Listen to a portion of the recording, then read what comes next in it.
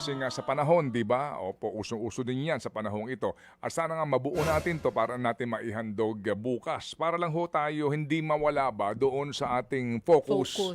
Oo, in the light of this Cabral files na ito, na ang pinagtatalunan po, paano ba nakuha ito, may ano ba saysay nito, wag ho tayong mawala sa focus kasi meron na hong direksyon ng una eh.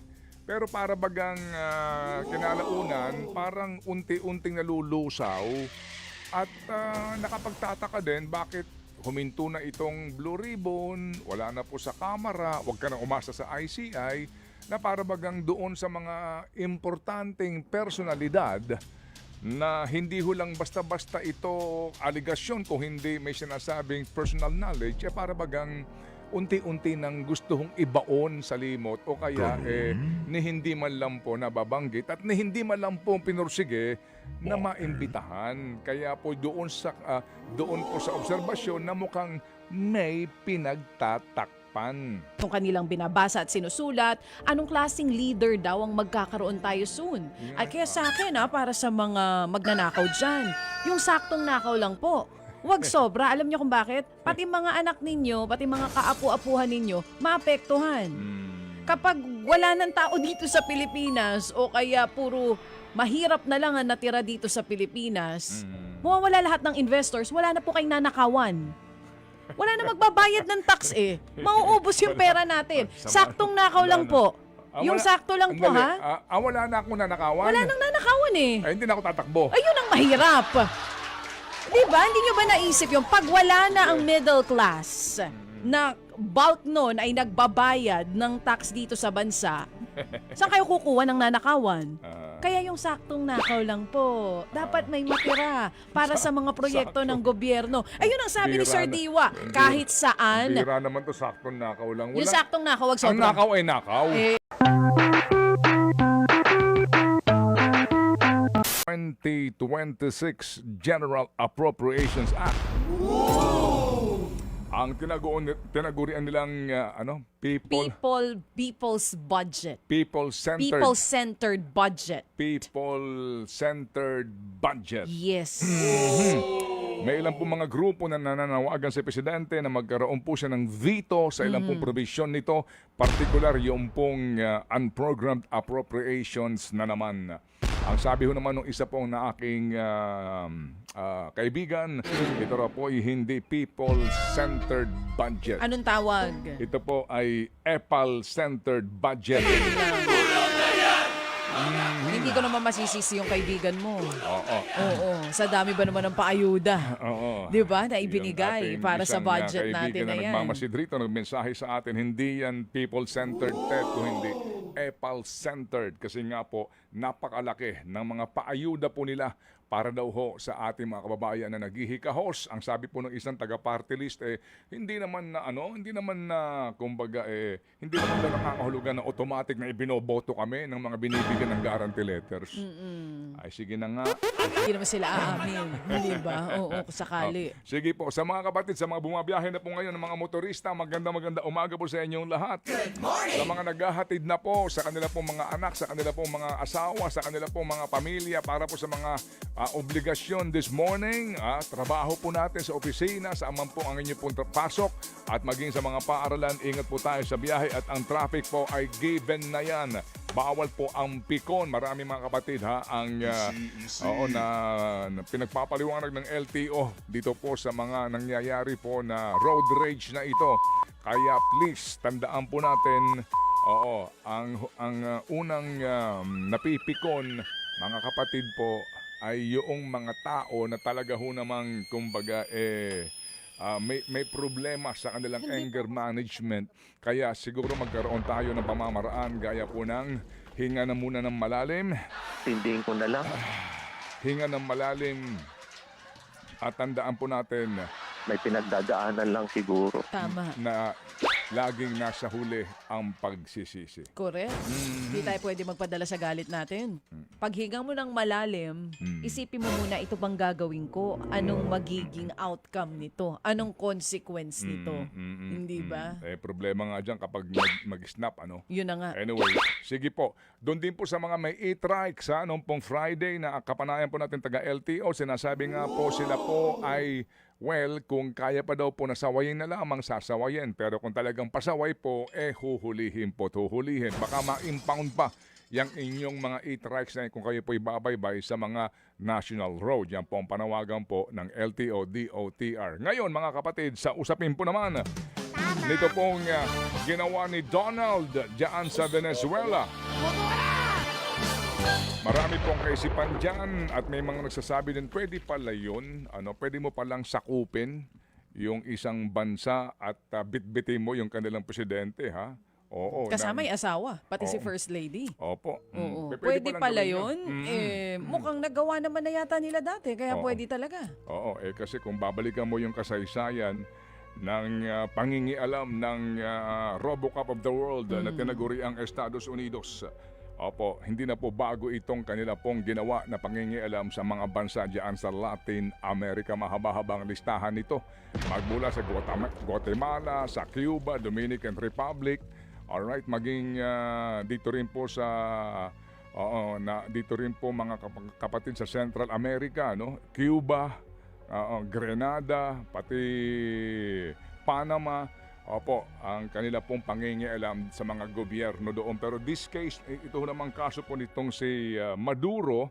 Opo, if you recall, ito pong si Maduro, mga kapatid, ay nanungkulan bilang Pangulo po ng Venezuela matapos mamatay si Hugo Chavez na kanya pong patron. At siya po, mga kapatid, ay nahalal 2025.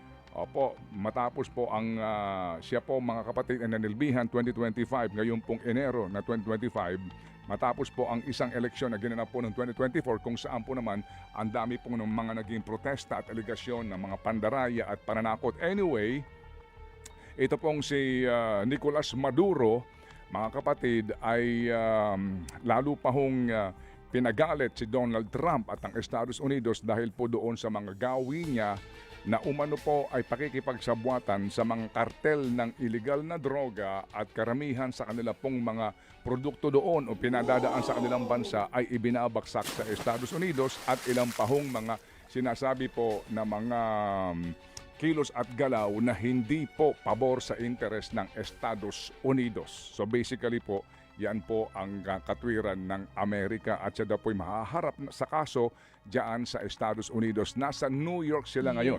Ayan. Oo.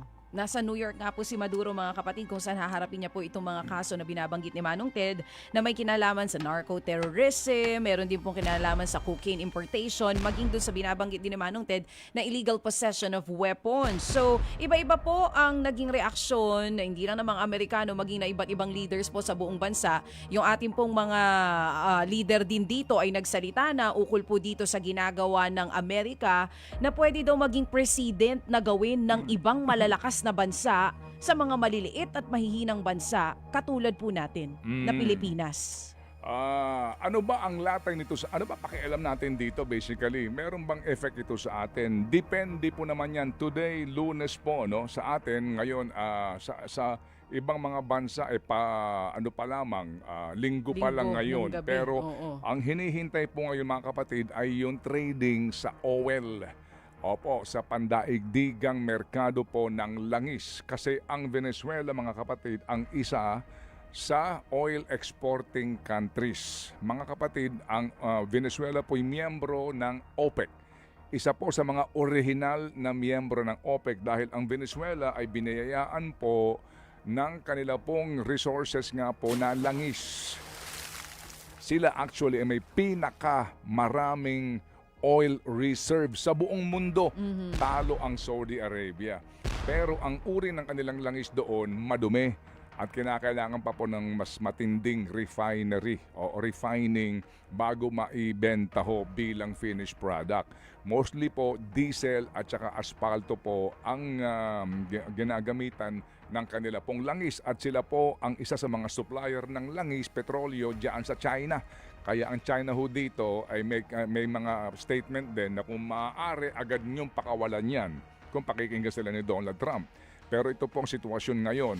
Bagamat ang Venezuela po ay wala pang 1% no, ng kanila pong oil production ang naibabahagi sa pagkonsumo ng buong mundo.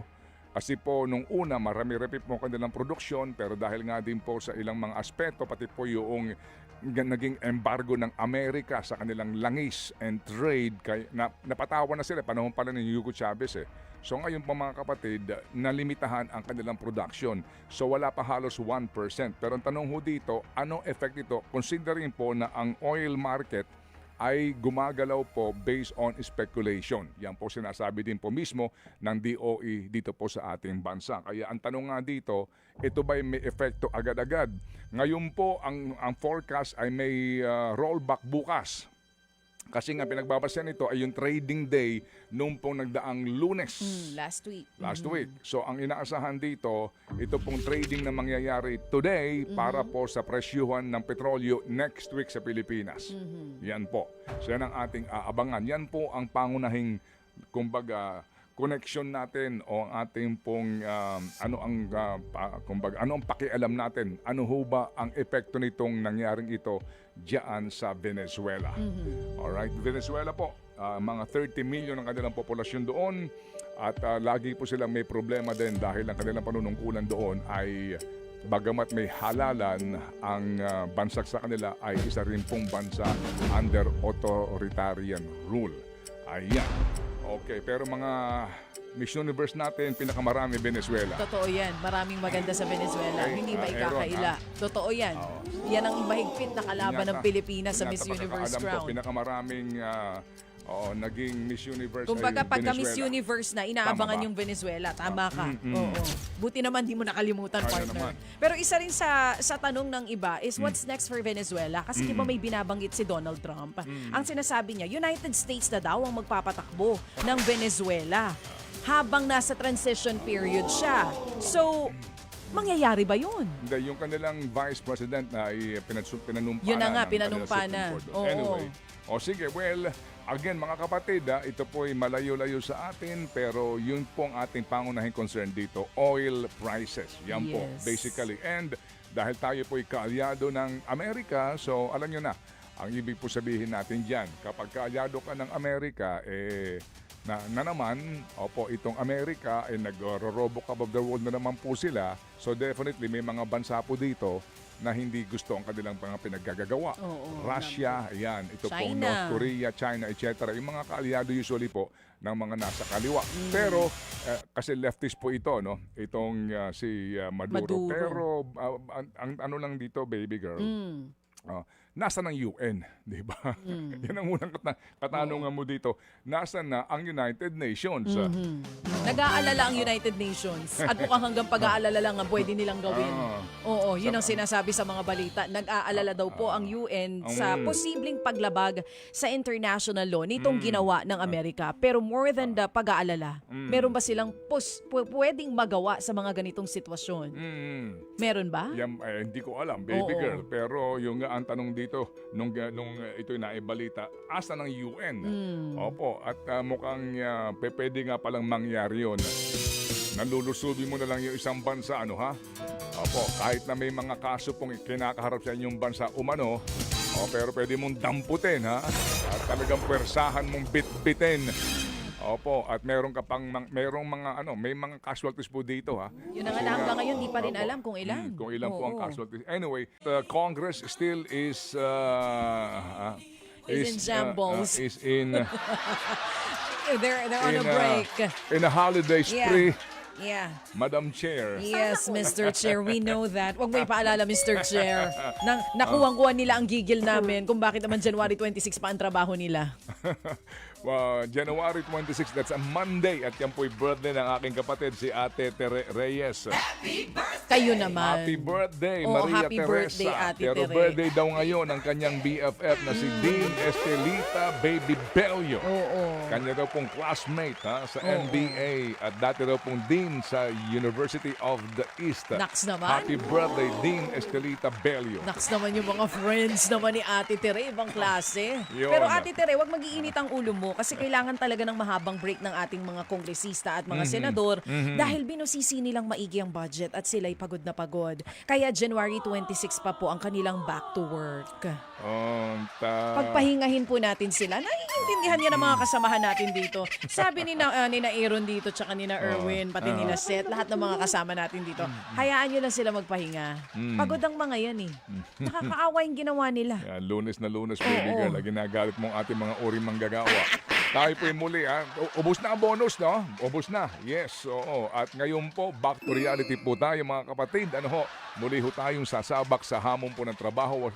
Wag ho tayong mapagal, wag ho tayong mapagod, wag ho tayong bumitiw dahil po, importante lang po ay ang galaw mo sa mundo ay patas. Yan po ang pinaka-importante dyan. Alright? Yan po, dyan po tayo mag-focus. Kaya ngayon, let's do good and do better. At ang ating mga kapatid sa Good Morning Kapatid ay baka ready na. Dahil kami po ay handang-handa na maghatid po ng mga tampok na balita ngayon po Monday morning.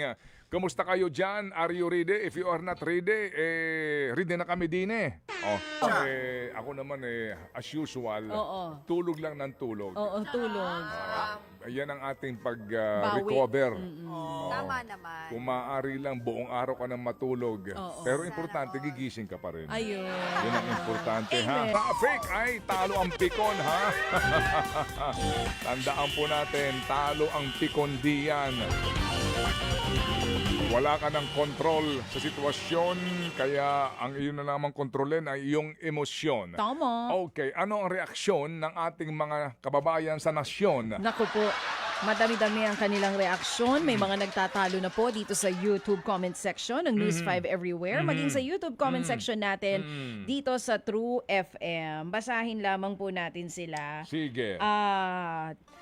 Sabi mo nga daw nun, narinig yata ito sa'yo, nitong si Peng Dimazana. Dito Ano sa sabi? Pilipinas, kapag pumasok ka sa politika, kakainin ka ng sistema. Yan ang sinasabi ni Peng Dimazana. Chika pa dito ng isa nating kapatid.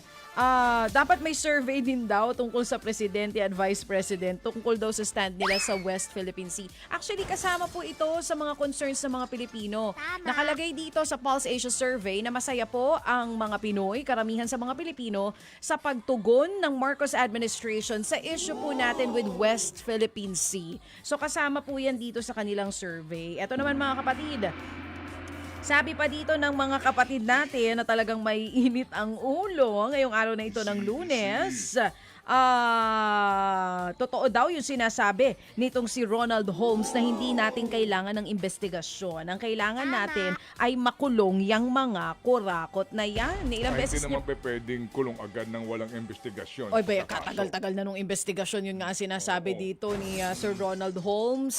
Ngayong first quarter ng taong 2026, ito ay pagsubok sa Marcos administration. Napatunayan po yung kanilang sinasabi last year na makukulong ang lahat ng mga sangkot. Walang walang close dito. Kahit pa-close daw sa kanila, pag nalaman na sangkot ka, kulong Makukulong na ka. sila. Oh, yun ang sabi niya. Ano po ulit ang pangako niyo, Mr. President? Makukulong na sila. Yun na nga. Kaya Wala lang. silang Merry Christmas. Oh, ang wala rang Merry Christmas ay si Sara Diskaya, yung ilang opisyalis ng DPWH na may kinalaman dun sa Oriental Mindoro Project ang nakakulong sa ngayon. Asan yung iba? Oo, di ba? Well, mga kapatid, may pinaghahandaan kami na episode ng Think About It. Sana nga po ito'y mabuo natin kasi itong din ating head researcher, sana gumaling siya, inuubo-ubot, sinisipon-sipon. Naku, get well soon, Kay. Oo nga, sabi ko Uso nga sa yan. kanya kahapon, sandali lang, nakakayanin ba natin ito? Kasi nga sa panahon, di ba? Opo, usong-uso din yan sa panahong ito. At sana nga mabuo natin to para natin maihandog bukas. Para lang ho tayo hindi mawala ba doon sa ating focus. Focus. Oo. In the light of these Cabral files na ito, na ang pinagtatalunan po, paano ba nakuha ito, may ano ba saysay nito, wag ho tayong mawala sa focus kasi meron na hong direksyon ng una eh. Pero para bagang kinalaunan, parang unti-unting nalulusaw at nakapagtataka din bakit huminto na itong Blue Ribbon, wala na po sa kamera, wag ka na umasa sa ICI, na para bagang doon sa mga importanteng personalidad na hindi ho lang basta-basta ito aligasyon kung hindi may sinasabing personal knowledge, para bagang unti-unti nang gusto hong ibaon sa limot o kaya ni hindi man lang po nababanggit at ni hindi man lang po pinursige na maimbitahan. Kaya po doon po sa obserbasyon na mukhang may pinagtatakpan. Sige, so ito ho muna. Bago natin kausapin pong isa sa ating ginagalang po na ekonomista at maalam sa usapin po ng ating pong pangangasiwa sa ating pong ekonomiya and governance din. Kung babalikan mo nga yung naging ratings ng dating Pangulong Arroyo yung ito ho yung kasagsagan na ng Hello Garci, samahan pa po nitong mga katakot-takot na mga anomalya, including po yung mga kontrobersya, paalis na po sa pwesto, talagang negative na po ng sukdulan yung rating, yung trust ratings nito, as in halos wala na may tiwala, parang ganun po dating. Kasi ngayon, itong aking binanggit na formula nga, doon sa SWS, hindi na ho nila ikinokonsidera pa yung undecided. Oo, kasi basically, undecided. Wala pa naman sila talagang desisyon. Kapag po natin kinuwenta ito sa usapin po, dito po sa performance ratings, sa 34 approval, ito po yung national 34, disapproval na 48, negative 14 iyan. Habang sa trust o tiwala, sa big trust na 32, pero yung pong no trust or small trust na 47, negative 15. Abay, ang baba po nito. Habang doon sa SWS, bagamat ito po yung November nga na kanila pong ginawang pag-aaral, ang neto nito doon po sa trust ratings ay negative 3. Opo. At dito po naman sa kay VP Sara, sabi nga naman din, kasi hindi naman ikaw yung kumbaga, hindi naman ikaw yung nangunguna sa gobyerno at wala pa siyang portfolio na posisyon, kahit na pabiyahe-biyahe ka o kahit na ano pang, di ba? Basta wag ka lang sasangkot sa anumang kontrobersya sa ngayon, hindi gagalaw halos ang ratings mo. Oo. Oo, kasi parang nakalimutan na ng mga tao yung tungkol dun sa confidential funds kasi nga natabunan nitong flood control issue. Yung tanong mo nga kanina, kung ibabalik ba, posible bang makaapekto yan dun sa ratings ni VP Sara? And is it a good time? Depende sa narrative. Yun na nga. Depende sa management ng informasyon. Lalo na ngayon dito sa bakbakan sa social media. Ay, sinabi mo. Wala silang tigil. Sinasabi ko sa'yo, nabuhay ang kanilang mga dugo. Oo. So dito po sa SWS, nagneto rin sila dito. Doon sa trust, sa 56 mga kapatid, yung match trust, and little trust na 26, nag-plus 31 siya. November po ito, mga kapatid, na ginawa pong study. So pag pinuntahan mo naman po dito po sa Pulse Asia, dito po sa performance, sa 56 na approval, and disapproval na 24 plus 32, halos pareho po din ito. At dito po naman sa trust, mga kapatid, 54 na big trust, 24 na no trust or small trust na plus 30. Okay. Again, ano ho bang halaga nito? Yun nga po, no? Yung pong tiwala ng taong bayan ay napaka-importante kapag meron kang mga programang gustong ipatupad, and then yun din usapin po nung stability, political stability ng isang bansa. Kapag po negative yung trust and approval ratings, hindi stable ang iyong panunungkulan. Kumbaga sa amin sa mga waray-waray, diri mabasog. Hindi mababasag. Ano yung diri mabasog? Kumbaga, hindi siya solid, no? Hindi ang solid, kanyang pundasyon. hindi stable. Ito na po sa ating pong linya ngayon, si former Bangko Sentral ng Pilipinas Deputy Governor at isa po siya, mga kapatid po, sa ating pong binabasa ang kanya pong mga panulat. Ano po? At ating po lamang siyang konsultahin sa mga nangyayari ngayon sa ating bayan, particular po ang takbo po ng ating ekonomiya. Mga kapatid, Kung ating pong babalikan ang ilan sa mga buod ng ating naging panayam po kay Ginoong Gunigundo at kay Ginoong Holmes kanina, basically po dito ho sa ating problemang kinakaharap sa ekonomiya ay nilikha po ng political instability. Malaki pong bagay talaga itong ating pong kinasangkutan na skandalong ito at ngayon nga po ay nanganganak ng mga problema. At kung ang mga totoong ekonomista po ang susuri sa ating budget na sandamakmak po ang ayuda, malalaman natin ngayon na hindi ayuda ang sagot para umayos po ang ating ekonomiya. So kahit ilang beses na magbaba ng interest rates ang mga bangko para mas maraming umutang na mga investors, mas maraming umutang na mga Pilipino ng kanilang panggastos, hindi mangyayari yan dahil ang public trust ay mababa o baka wala na talaga. So kahit gaano yan kababa, walang uutang dahil nga walang tiwala ang investors sa gobyerno. Wala ring tiwala ang tao na ba't pa ako gagastos? Iipunin ko na lang to dahil baka bukas makalawa, wala na akong panggastos.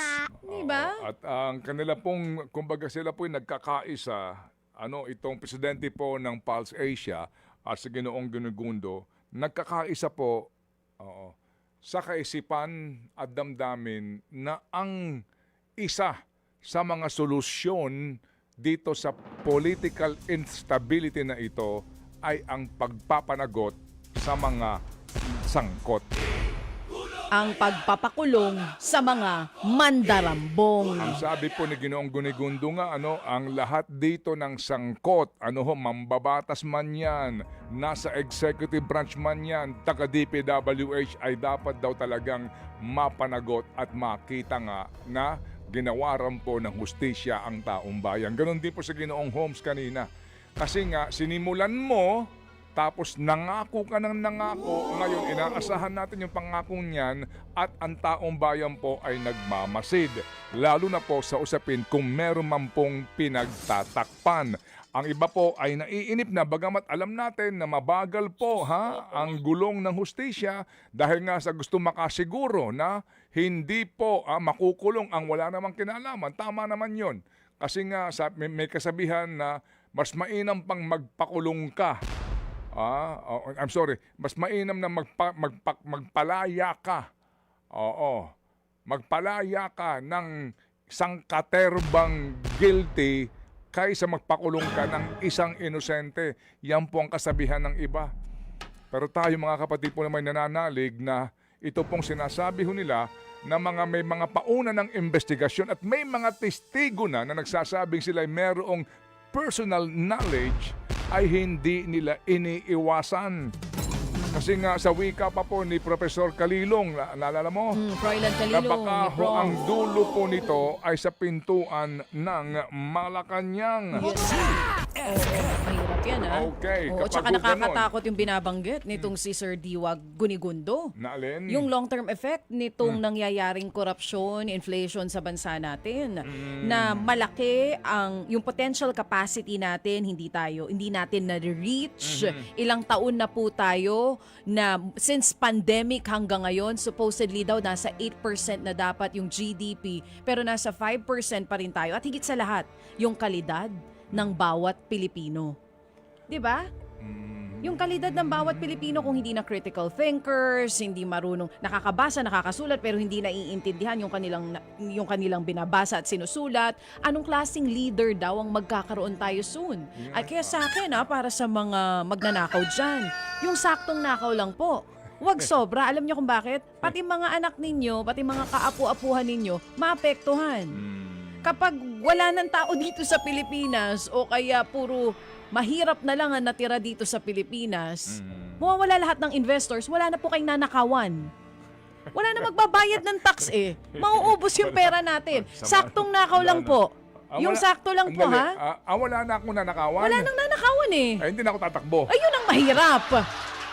Diba? Hindi nyo ba naisip yung pag wala na ang middle class na bulk nun ay nagbabayad ng tax dito sa bansa, saan kayo kukuha ng nanakawan? Kaya yung saktong nakaw lang po.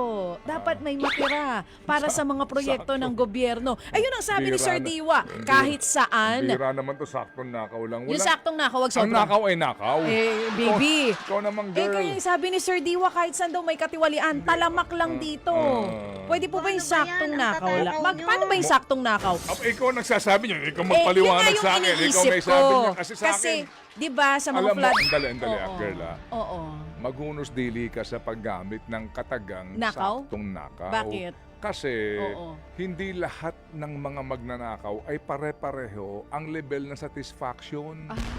Yung iba, maaari sabihin mo, sakto lang na ako'y nagnanakaw ng paisa-isandaan. Oo.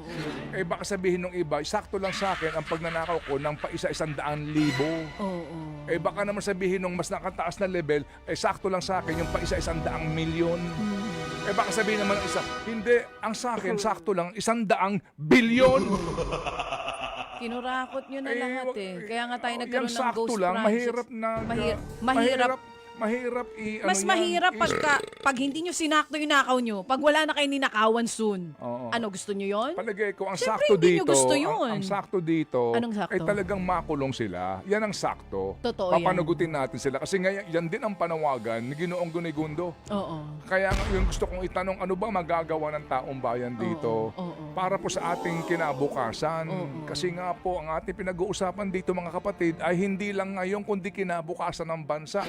Yung pagpapanagot natin, huwag tayong lumubay. Amen. Kaya nga kung maaari, mag-rally ngayong linggo ulit eh. Oo, ngayong week na. Ngayon po, hindi, Oo. hindi ako Huwag na nagbibiro, natin ipag-Pebrero to. Opo, mag-rally ulit ng malakihan at ipaalala sa kanila, nangako kayo, may pakukulong kayo. Nasaan na ito? Oo. Sa ating pinagbubuong ngayon na think about it, magbabanggit tayo ng mga dapat hinahanap nila. Aba, magbabanggit ka ng mga Hindi pa, pangalan. hindi po eh. Oo. Oo, kasi ano pang hihintayin natin dito? Opo, sabi nga, alam nyo, pwede yung mag-press con araw-araw, magsabi ng gantong ginagawa, etc. Naghihintay kami kasi may yung iba, may mga prueba na may sinasabi kayong na frozen ng mga accounts. Eh, kailan sila pupusasan? Kailan sila magmamagshot? At kailan sila ihahatid? Hindi po sa mga detention center ha, na maaayos. Kung hindi, sa city jail. Hindi po ba? Oo. Kaya yan po ang ating panawagan sa lahat. Tama ang sinasabi nila. Ang ating magagawa dito, huwag tayong lumubay. Huwag natin tigilan. Ito hong paghahanap sa accountability to justisya. At yung sakto lang na nakaw, ano po, palagay ko baby girl, Hindi nyo matanggap yung sakto na o baka Pero kasi, tandaan nyo, baka sa ibang tao, yung sakto lang po. eh sobra para sa atin. Kasi nga yung Sa sobrang ganit nila, yung sakto na sa atin, sobra. nakita mo Totoo naman. naman. Ito halimbawa. O, sige. Okay. Sakto lang ba magkaroon ka ng helicopter? Ilan ang sakto? Ako, Di ba usually, actually, isa lang magkaroon ako ng okay na helicopter. ako, di ba? Oo. Alam mo, Okay na ako magkaroon sa ka ng isa. helicopter, sobra na yun. Oo. Oo, sa Eh, totoo anak lang. ng patay, 10 na helicopter, di pa rin sakto itong mga hayop na tayo. So, Tama, ilang bahay ba ang sakto para sa isang okay. politiko? Ano ba ang sakto ng pagkakaroon ng magarang kotse? Sa bagay, sa iba yung... Isa Ilan lang bang ulit ang- Ferrari? ilan ulit O ang- gusto ko ng Lamborghini? Gusto ko ng Ilan ulit ang kotse ng Diskaya? Sa bagay, 50 yata yun, ano? 40 mahigit? 40 mahigit. May punto ka, pero Oo. alam nyo bakit Okay, ang sabi... Ano ba ang sakto na pagkakaroon mo ng mamahaling rest house? Well, para Oo. sa iba, isa lang, okay na. Oo, Para sa kanila. sa kanila ang sakto mga kapatid sa lahat Oo. ng bansa sa Europa eh. Oo. Dapat meron sila. Kaya yung saktong yan, mahirap yan ma-quantify. Pero mga kapatid, ako'y nagiging in reality lang. Dahil hindi tayo nabubuhay sa mundo na walang magnanakaw. Kahit saang bansa ka magpumunta, may magnanakaw eh. Kaya lang sa ibang mga bansa, moderate ang kanilang greed doon. Dito, sumobra na. May nag-comment nga dito, tama ang sinabi ni Jun Lozada before. Oo. Bubukol yan, moderate your greed. Moderate May your nag-comment dito. So, ako, in reality, I'm just being Pragmatic. hindi pragmatic nga, baby eh. Ano? Gusto ko lang, in reality, tayo mabuhay. Hindi naman mawawala mga magnanakaw na yan eh. Oo. Pwede ba 5% lang? Kasi sobra-sobra naman ang kinukuha ninyo. Dali lang. Yung Okay na ba sa inyo yung 5% sa mga Sandali, projects sandali, nyo? Sa 1 trillion, magkano ang 5%? Naku po, malaki pala yun. Excuse me, Chacha. Sorry, girl. Pero sa it's- 1 trillion, magkano ang 5%? Malaki yun. Ah. Pero, guys! Mawawala ba magnanakaw? Hindi sila mawawala. Mawawala tayo sa mundo, pero ang mga ganid na magnanakaw, naiisahan tayo, hindi yan Sige. mawawala. Sige. So tayo po'y magkaisa na lang. O sige. Opo, bottom line sa ating pong laban na ito, isa ang sigaw ng bayan. Ikulong! Mandarambong! Ikulong na yan! Ngayon na!